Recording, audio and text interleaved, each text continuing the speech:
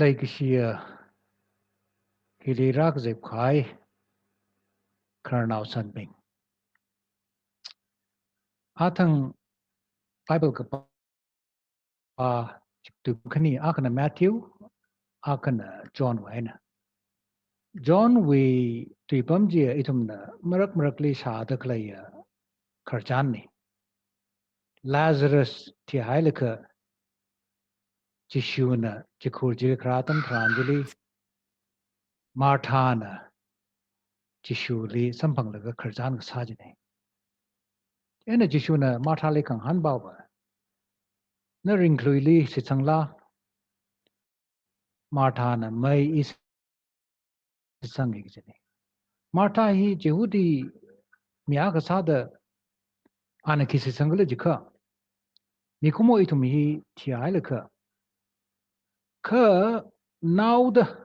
atama kali itum ringlui regji hi asit sangjene jehuri ak sada ka jishuna ka hang ale khang han bawa na ringlui li sitsangla ka jene wo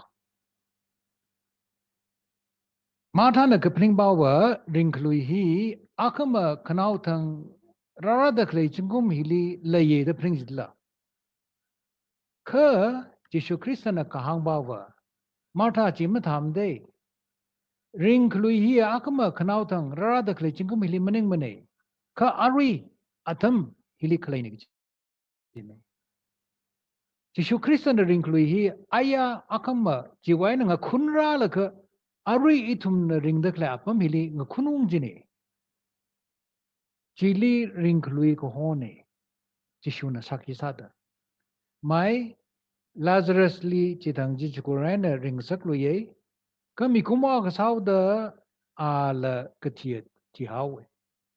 Jishu na hang da krai ringlui ji ya chili hen kamai ringlui le kahang ne I thum mashiman lakmara kaji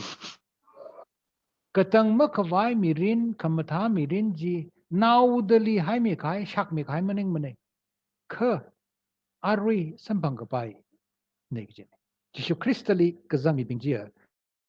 ring khalui mirin ji akama khanau tang maning mane ka arui itum sharuk kui da klani kala itum mui legi siang sot now Dr. Vareso maon sa tui kai hi chikata kring mirin li sharuk kui da lai kiji hi iwe shit kasang ne Dr. Vareso hospital li wazang da tratam tranjili an telephone sarasai iwe wang saya samilo da hospital pam da ai sami da da hang la ka ini kerjang saji jene tang hawe ke kerjang saji kubai la ina ai ina wada na khang da le I phap tang wai khai re ana wo telephone na sami lo da khang da le re da ina wada le call salu isil la ka oja ini telephone na sa sang ro se da ini sang ro la ga a jon tang Tuesday na zenji apribuli telephone sai Jana Karzan saya sangrum sada apribun na telephone ji wajawi kanang lemni ba hai I saya sangrum ne kala amen sangga tam tranjili wajabare sona amik teu kang thui da hang aji thang jeng zan lakana laiksa jina khanau saya sa kangrum kala telephone li Karzan sahi na sa ho akama sa thui hawe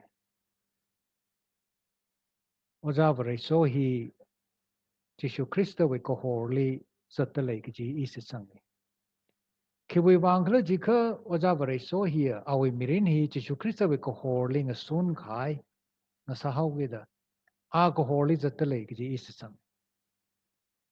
Wajabare so hi Jishu Krista we kring jili angrum dalai kiji isi sangi.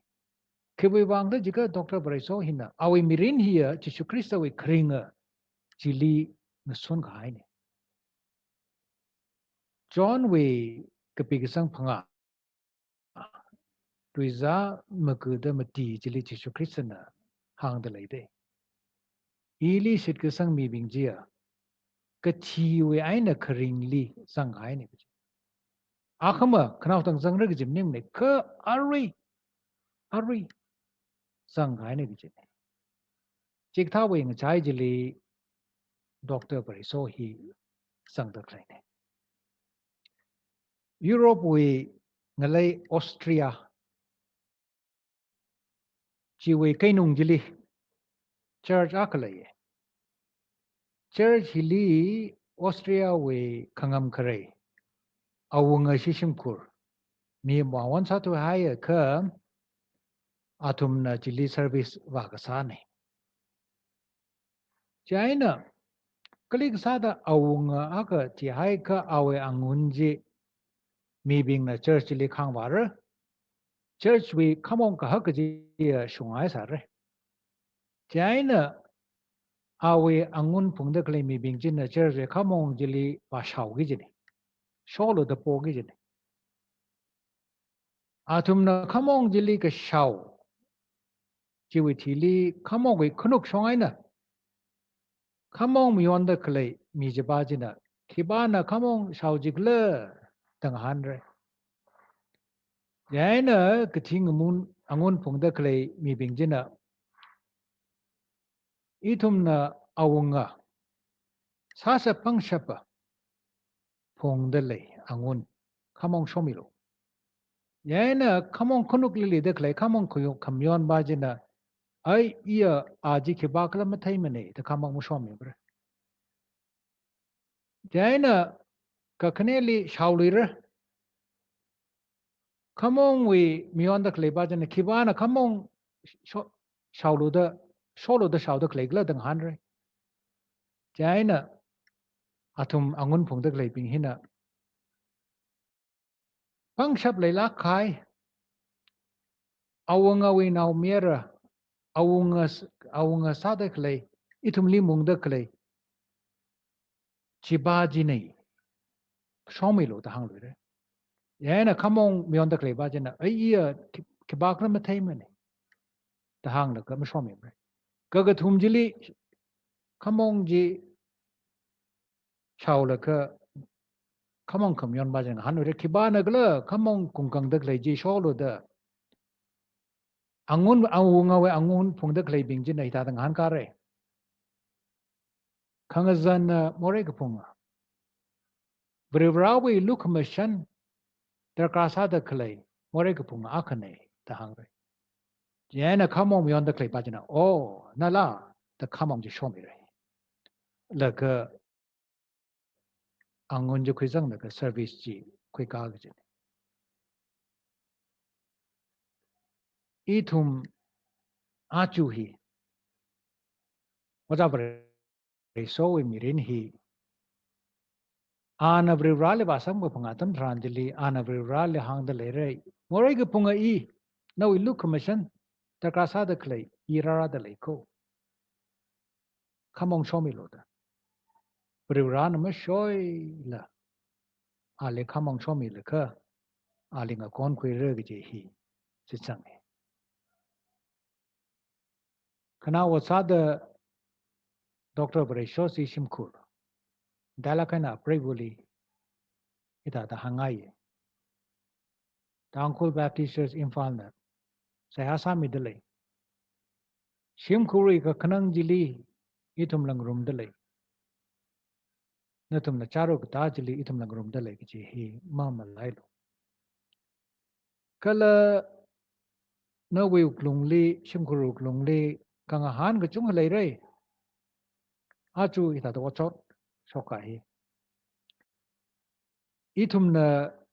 ki hang da na we bang chingri khai ki hang ura ka brivana awe thangkamai lungli kala awe atam lungli na we uklungli ngahan da klei ji ngahan ka miruno kala thak lakaina hi we chapter hi we shungami ji kuira miruno mi kumo itum la lairik pa la ka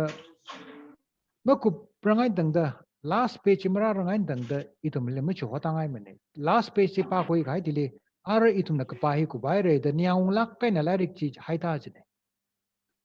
ki tha da sa da na khara we mirin la rik chi brevana lum shanta adam akli closure ka ku ki na we uklung le shim ku re mirin le koi ra mi lu no ka chi hang la kha tang thau ge brevana so miru no pangshap miru no amen